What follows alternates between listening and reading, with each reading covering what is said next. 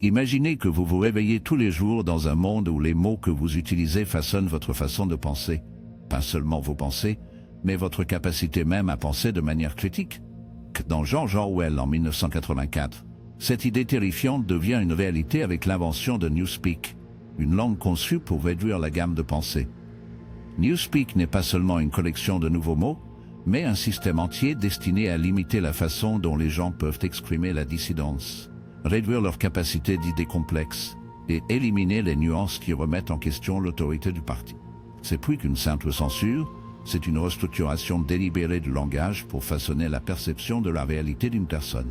Dans un monde où la langue est contrôlée, il en va de même pour la façon même que les gens interagissent avec leur environnement, leur passé et même leur propre identité. L'esprit ne peut fonctionner que dans les limites de la langue. Si une personne est privée de mots pour exprimer la rébellion, articuler la liberté, ou même conceptualiser la vérité, elle devient docile et facilement manipulée. Orwell savait que pour contrôler les masses, vous devez d'abord contrôler les mots qu'ils utilisent parce que les mots façonnent les pensées. Ce n'est pas une idée dystopique distante. C'est une vérité qui est de plus en plus pertinente à notre propre temps. Avez-vous déjà pensé que certaines conversations, idées ou même mouvements entiers semblent être encadrés d'une manière qui limite la façon dont elles peuvent être discutées? Newspeak ne s'est pas arrêté avec Orwell. Il a évolué et c'est ici maintenant. Le concept d'Orwell de doublethink fait plus loin cette manipulation de la pensée. Il ne suffit pas de limiter la langue. Il faut également former l'esprit à embrasser les contradictions, à tenir deux idées opposées simultanément sans le moindre sens de la dissonance cognitive. Doublethink permet aux individus de croire que 2 plus 2 peuvent être égaux 5, ou que la liberté est l'esclavage parce qu'ils ont été conditionnés à accepter les contradictions dans le cadre de la réalité. Ils ne remettent pas en question ces paradoxes, ils les acceptent simplement comme la vérité, sans hésitation. Ce phénomène psychologique est bien plus qu'une simple expérience de pensée. C'est quelque chose que nous voyons en action aujourd'hui, où les déclarations politiques contradictoires, les récits des médias et les idéologies sociales semblent coexister sans que le public ne lève un sourcil. Prenez, par exemple, le discours politique moderne, où les politiciens, les entreprises et même les mouvements sociaux opèrent souvent avec des récits qui se contredisent. Un message est diffusé, mais il ne s'aligne pas avec des actions ou des politiques. Et pourtant, les gens trouvent un moyen de l'accepter sans interroger. Dans le monde d'Orwell, cette acceptation n'est pas seulement le résultat de la propagande. C'est le produit d'un système conçu pour former les gens à croire aux contradictions. C'est un outil étonnamment efficace pour maintenir le contrôle, car il empêche les gens d'examiner de manière critique les incohérences dans leur monde. Aujourd'hui, nous vivons dans une société où l'influence de la langue sur la pensée est omniprésente, bien que souvent plus subtile que les régimes totalitaires dont Orwell nous a prévenus. Newspeak n'est peut-être pas la langue officielle du monde moderne, mais nous assistons certainement à une manipulation de la langue à grande échelle. Les politiciens, les médias et les sociétés recadrent constamment le langage pour façonner la perception du public et contrôler le récit. Le terme « fausse nouvelle » est un exemple puissant de ce phénomène. Une phrase qui discrédite simultanément toute information qui ne correspond pas au récit préféré tout en validant des sources douteuses ou biaisées. Les mots que nous utilisons peuvent ouvrir des portes à de nouvelles idées, ou les verrouiller, ce qui rend difficile même de divertir les concepts en dehors du récit dominant. Considérez les façons dont la langue est utilisée pour décrire les problèmes sociaux et politiques. Des termes comme réannuler la culture ou la justice sociale ont évolué de manière à porter des connotations chargées et polarisantes. Ce qui a commencé comme des tentatives pour discuter des problèmes sociaux importants a été armé, manipulé pour s'adapter aux agendas spécifiques. Tout comme Yada Newspeak, ces termes limitent l'espace pour le vrai dialogue nuancé. Ils polarisent, ils simplifient à l'excès et obligent les gens à choisir les côtés sans la possibilité d'une réflexion significative. Une grande partie de notre discours aujourd'hui est construite d'une manière qui simplifie des problèmes complexes en piqûres sonores, encadrant notre compréhension du monde d'une manière qui sert ceux qui sont au pouvoir. Comme Orwell craignait, ceux qui contrôlent la langue ne contrôlent pas seulement la communication. Ils contrôlent la pensée elle-même. Mais combien avons-nous vraiment progressé depuis le temps d'Orwell? Dans un monde où la censure n'est pas toujours manifeste, la manipulation du langage est devenue plus insidieuse. Sur les plateformes de médias sociaux, les moteurs de recherche et les médias, nous voyons un remodelage des mots en temps réel, alors que la langue elle-même devient un champ de bataille. La différence est que nous ne pouvons plus être pleinement conscients de la quantité de compréhension de la réalité que les forces extérieures. Les mots mêmes que nous utilisons pour nous décrire, nos expériences et notre monde ont été soigneusement organisés, souvent d'une manière que nous ne réalisons même pas. Ce phénomène ne se limite pas au domaine politique. Il est omniprésent dans toute la culture, l'économie et même l'identité personnelle. Pensez à la montée en puissance de certains termes comme la levoadiohabilité, la diversité ou bien l'inclusion. Bien qu'ils semblent progressifs, la façon dont ils sont encadrés limite souvent la portée de la discussion, décourageant des alternatives ou une exploration plus profonde et plus critique des idées qu'ils représentent. Le journal, dans son essence, n'est pas seulement une structure linguistique. Il s'agit d'un outil psychologique conçu pour empêcher le changement en verrouillant les esprits en catégories prédéterminées. Alors que nous commençons à reconnaître les modèles de notre propre monde, nous pouvons commencer à nous demander: vivons-nous dans un monde où nos pensées sont de plus en plus limitées par la langue? Parlons-nous d'une manière qui limite notre capacité à penser librement? Le pouvoir du contrôle de la pensée, comme Orwell l'a-t-il si profondément démontré, ne réside pas seulement dans les mots que nous prononçons, mais dans la façon dont ces mots peuvent remodeler notre compréhension même de ce qui est possible, vrai et réel. Devenons-nous aussi des prisonniers de notre propre langue? Anjidami 1984 Yol. Orwell dépeint une image effrayante d'une société qui prospère sur la peur, où le pouvoir du gouvernement n'est pas maintenu par la persuasion, mais par la menace constante de danger.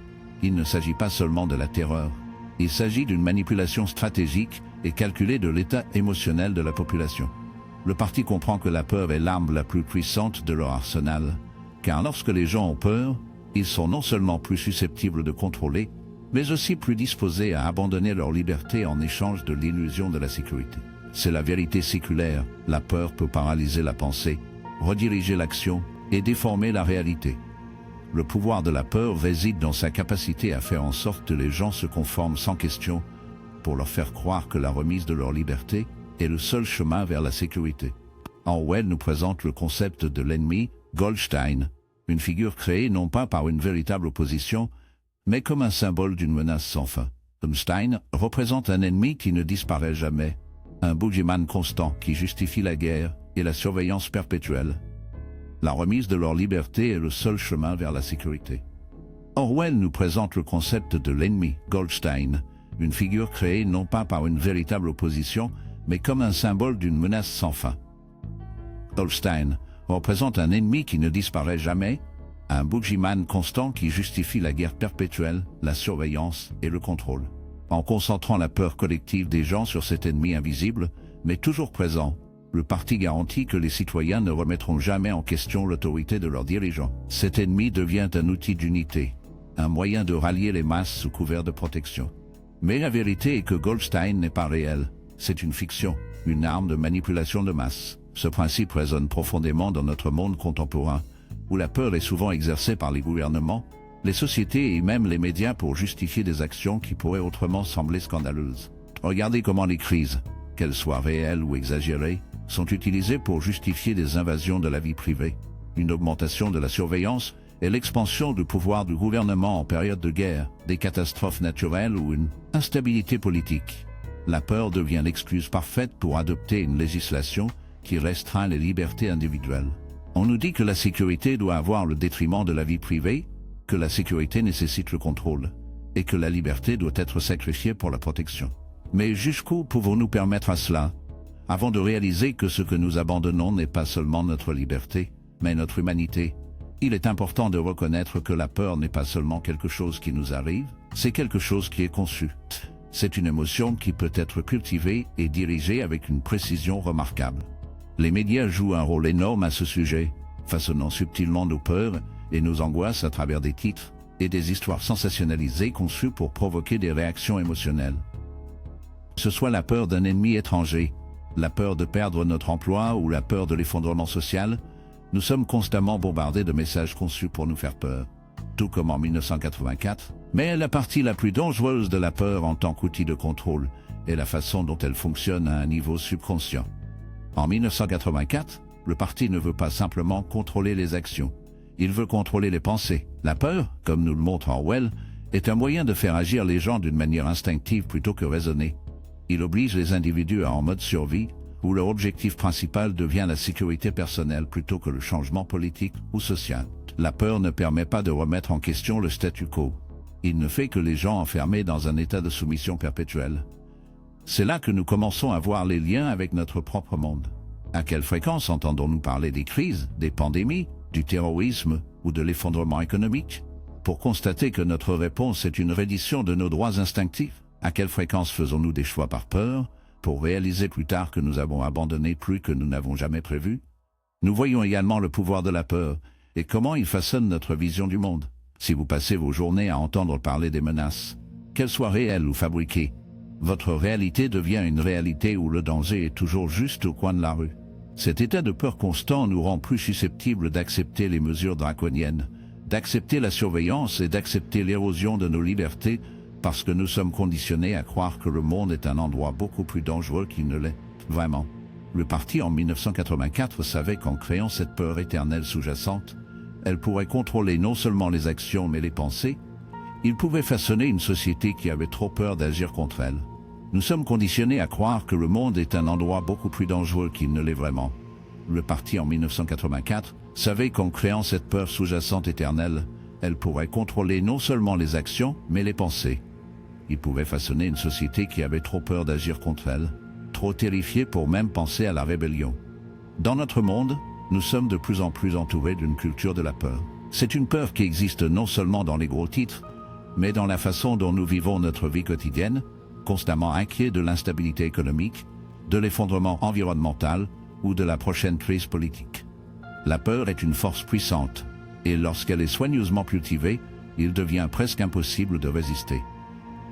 Il est facile de voir comment la peur, lorsqu'elle est manipulée et amplifiée, peut éliminer nos libertés et nous convaincre de renoncer à plus de notre liberté que nous ne le séparerions volontiers.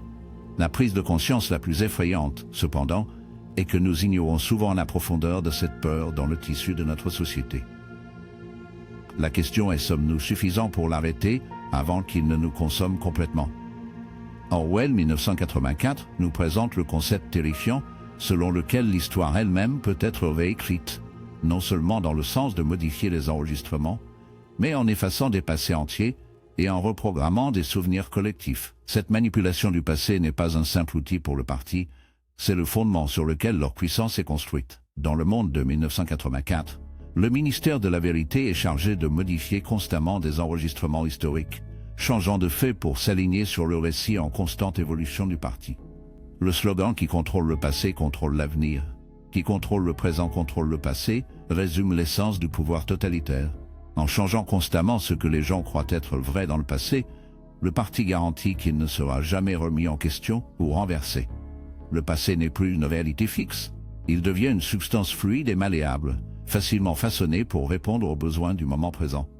La partie terrifiante de cela est que les citoyens de l'Océanie sont non seulement obligés d'accepter ces révisions, mais ils sont également faits pour oublier entièrement la vérité. La mémoire elle-même est modifiée à un point tel que les gens croient aux histoires qui n'ont jamais existé. L'idée de la réalité objective devient sans importance parce que, dans ce monde, ce qui est vrai, c'est ce que le parti dit est vrai, et ce qui était vrai hier est sans importance s'il contredit la réalité actuelle. Cette manipulation du passé garantit que le parti n'a jamais tort. Il crée simplement une nouvelle histoire chaque fois que nécessaire. Le peuple, privé de toute source de vérité fiable, commence à l'accepter comme normal, sans jamais remettre en question l'incohérence entre le passé et le présent. Ce contrôle sur l'histoire ne se limite pas à 1984. C'est un outil puissant qui a été utilisé à travers l'histoire sous diverses formes. Regardez comment les régimes politiques, totalitaires ou non, tentent souvent de réécrire le passé pour justifier leurs actions actuelles. Prenez, par exemple, la façon dont certains gouvernements effacent ou minimisent les événements historiques inconfortables dans leurs dossiers officiels. Ce n'est pas seulement une question de faits alternatifs, mais de créer un nouveau récit qui correspond à l'agenda du gouvernement. En supprimant ou en déformant les moments critiques de l'histoire, ces pouvoirs essaient de créer un monde où leur légitimité est hors de question. Tout comme le parti d'Orwell utilise l'histoire comme une arme pour consolider leur contrôle, les gouvernements et les organisations manipulent aujourd'hui l'histoire pour des raisons similaires: façonner la perception, contrôler le récit et garder le public en ligne. La montée des médias numériques n'a fait que rendre cette manipulation de l'histoire plus puissante et plus insidieuse. Dans le monde d'aujourd'hui, l'information circule constamment dans le paysage numérique. FT, opinion, images, vidéos. Internet est censé être le référentiel ultime de la connaissance, mais il est également devenu un lieu où les faits historiques peuvent être effacés, révisés ou déformés à volonté. Prenez le phénomène d'annuler la culture, où les gens ou les idées sont effacés de l'histoire simplement parce qu'ils ne sont plus politiquement ou socialement acceptables. Grâce à des plateformes en ligne, des vidéos et des articles sont supprimés, les anciens articles sont enterrés, et les vérités gênantes sont cachées. L'historique, autrefois documenté et accessible, risque désormais d'être réécrit par ceux qui ont le pouvoir de contrôler les plateformes numériques. L'âge numérique a créé un monde où la vérité n'est plus quelque chose de fixé dans le temps. C'est quelque chose qui peut être reprogrammé, mis à jour et modifié en temps réel. De plus, la capacité de manipuler les enregistrements historiques va au-delà de la simple modification des articles ou supprimer des publications. Il s'étend à la création même de la mémoire. Lorsque nous regardons comment les événements sont signalés ou discutés sur les réseaux sociaux, nous voyons le récit façonné non seulement par les faits, mais par ceux qui ont le pouvoir d'influencer la conversation. Les plateformes que nous utilisons pour communiquer, les algorithmes qui organisent ce que nous voyons, et les voix qui sont amplifiées contribuent toutes à la forme de notre mémoire collective. Le danger ici est qu'au fil du temps, nous pouvons perdre le contact avec la vérité de ce qui s'est réellement passé, le remplaçant par une version des événements qui convient au récit de ceux qui contrôlent. Ce processus est si subtil, si progressif, que nous ne réalisons peut-être même pas qu'il se produit jusqu'à ce qu'il soit trop tard. La perte d'une histoire objective et immuable est également une perte d'identité. Notre compréhension de qui nous sommes, d'où nous venons, et de notre arrivée là où nous sommes est construite sur le fondement de la vérité historique. Lorsque cette vérité est compromise, notre sens de soi aussi. C'est comme essayer de naviguer dans le présent sans carte, sans repère, et sans une compréhension claire de l'endroit où nous avons été. Nous risquons de se perdre dans une mer de versions concurrentes de la réalité, chaque version de l'histoire aussi valide que la suivante, sans aucun moyen de déterminer lequel, le cas échéant, est vrai. Comme le roman d'Orwell nous enseigne, contrôler le passé signifie contrôler l'avenir. La manipulation de l'histoire ne consiste pas seulement à contrôler le récit d'aujourd'hui. Il s'agit de façonner l'avenir d'une manière qui garantit que la domination du parti se poursuit. Dans le monde d'aujourd'hui, cette manipulation peut être tout aussi omniprésente. La question que nous devons nous poser est quelle part de ce que nous savons du passé est vraiment la vérité, et quelle part a été soigneusement conçue pour s'adapter à un programme particulier. Dans un monde où l'histoire peut être effacée, reprogrammée et réécrite, comment pouvons-nous nous assurer de rester ancrés dans la réalité de ce qui s'est réellement passé? Et comment pouvons-nous éviter de devenir les victimes de nos propres souvenirs manipulés? En 1984, George Orwell présente l'idée de Big Brother, une figure qui symbolise le pouvoir invasif de la surveillance constante. Alors que dans le roman, cette surveillance est manifeste et oppressive, aujourd'hui la réalité est beaucoup plus insidieuse. Le concept de surveillance de masse d'Orwell n'était pas seulement une prédiction d'un avenir dystopique, ce fut un avertissement sur la façon dont l'érosion de la vie privée entraînerait l'effondrement de la liberté. Le parti en 1984 utilise la surveillance comme un outil non seulement pour surveiller ses citoyens, mais pour assurer leur conformité. Les caméras dans tous les coins, les microphones cachés dans chaque pièce, les yeux toujours regardés de Big Brother, tous d'entre eux servent à créer une atmosphère où les gens ne se sentent plus libres de penser, d'agir ou même de parler sans crainte de représailles. La partie la plus insidieuse de cela est que la surveillance n'est pas seulement pour la punition, c'est pour le contrôle. Le parti comprend que lorsque les gens sont constamment conscients qu'ils sont surveillés, ils commenceront à contrôler eux-mêmes. Dans notre monde aujourd'hui, la surveillance est devenue une partie inséparable de la vie quotidienne. Nous sommes constamment surveillés, non seulement par les gouvernements ou les forces de l'ordre, mais par les sociétés, les plateformes de médias sociaux et même nos propres appareils. Il est facile d'oublier que chaque fois que nous déverrouillons nos téléphones, naviguons sur Internet ou publions sur les réseaux sociaux, nous laissons derrière nous une trace de données qui sont collectées, analysées et utilisées pour prédire notre comportement. Cela peut sembler bénin au début, mais cette surveillance constante a des conséquences d'une grande portée. Tout comme en 1984, où les citoyens sont poussés à l'autocensure en raison du regard omniprésent du grand frère, nous avons également commencé à nous censurer. Nous évitons de dire certaines choses, nous adaptons nos actions pour répondre aux attentes des algorithmes. Nous émoussons notre vrai moi, afin d'éviter les conflits ou le jugement. Cette surveillance n'est plus seulement une présence physique, Il est intériorisé, tissé dans le tissu de notre existence quotidienne.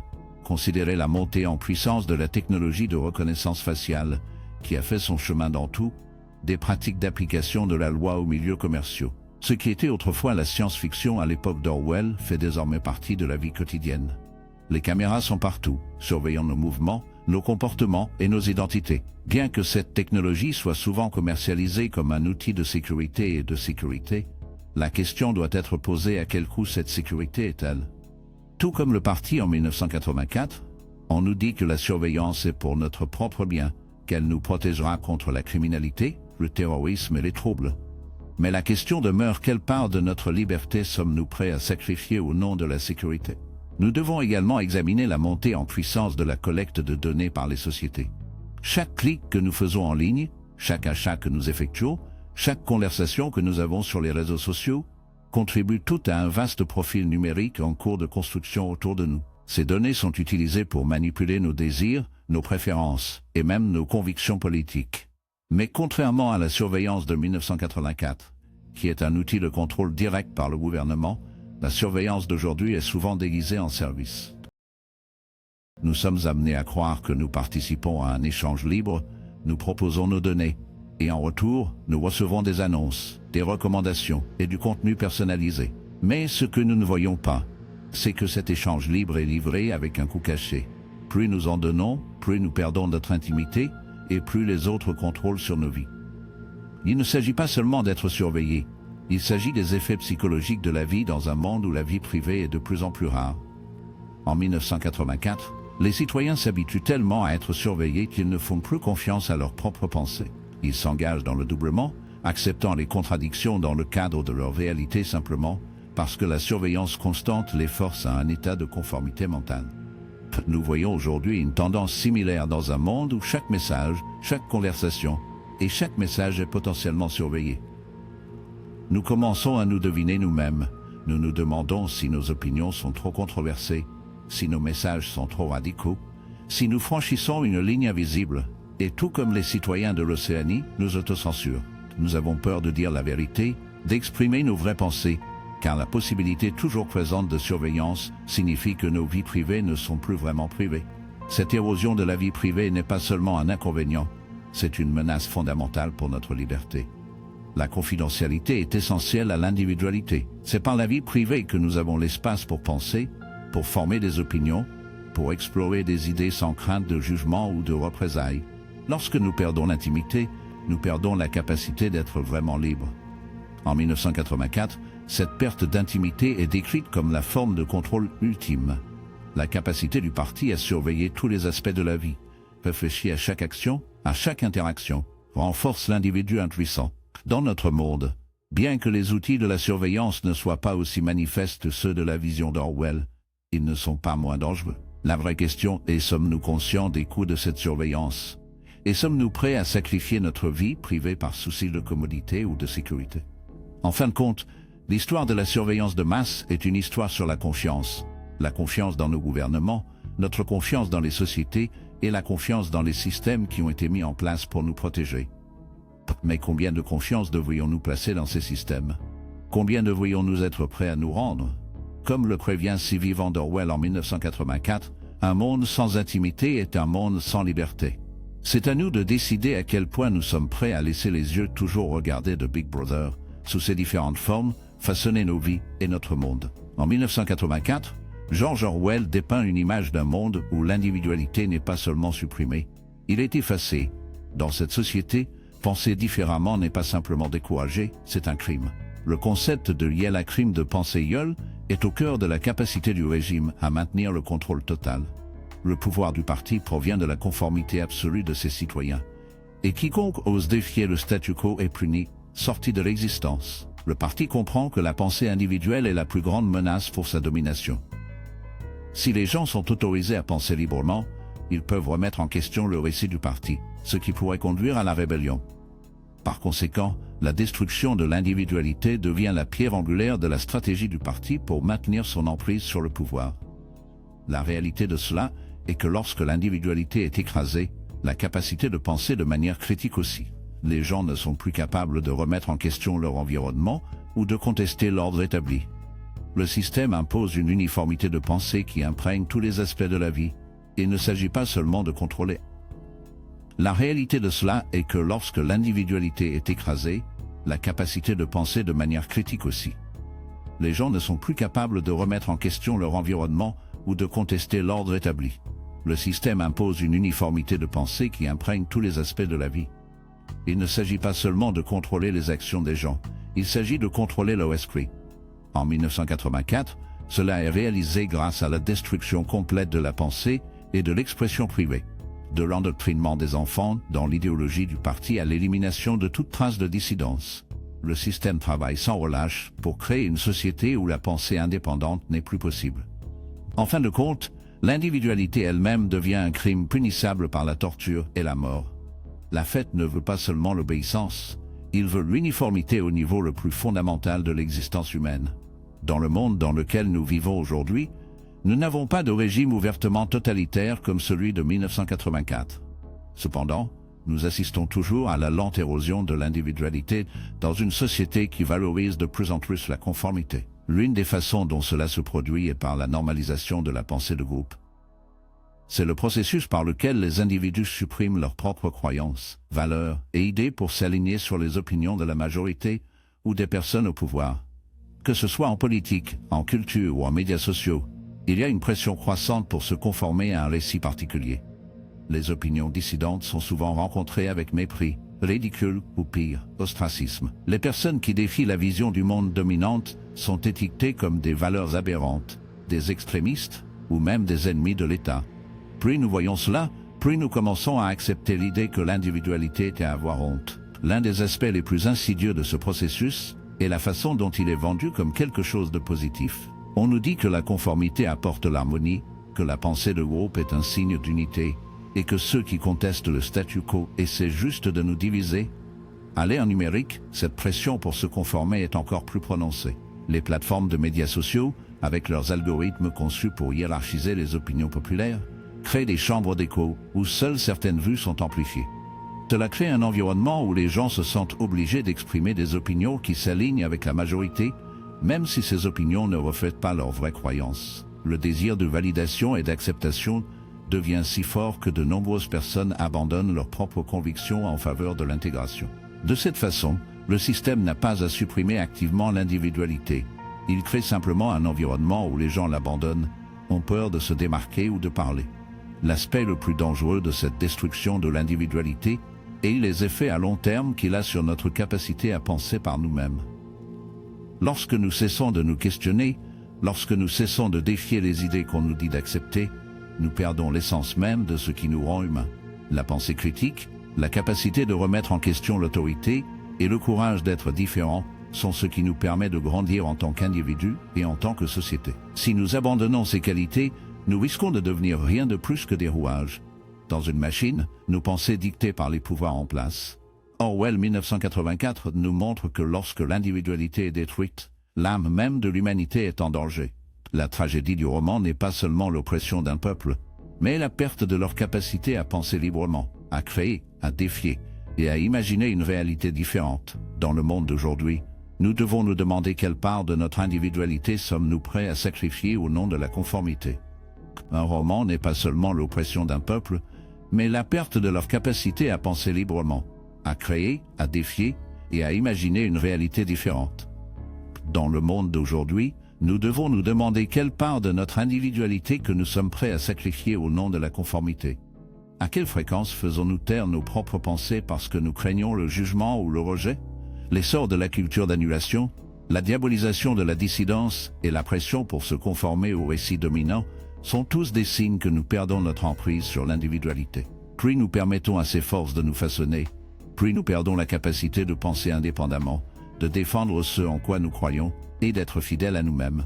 Le message d'Orwell 1984 est clair: lorsque nous lâchons notre individualité, nous lâchons notre liberté. Alors demandez-vous, êtes-vous prêt à défier le système qui cherche à effacer votre individualité? Êtes-vous prêt à défendre votre droit de penser par vous-même?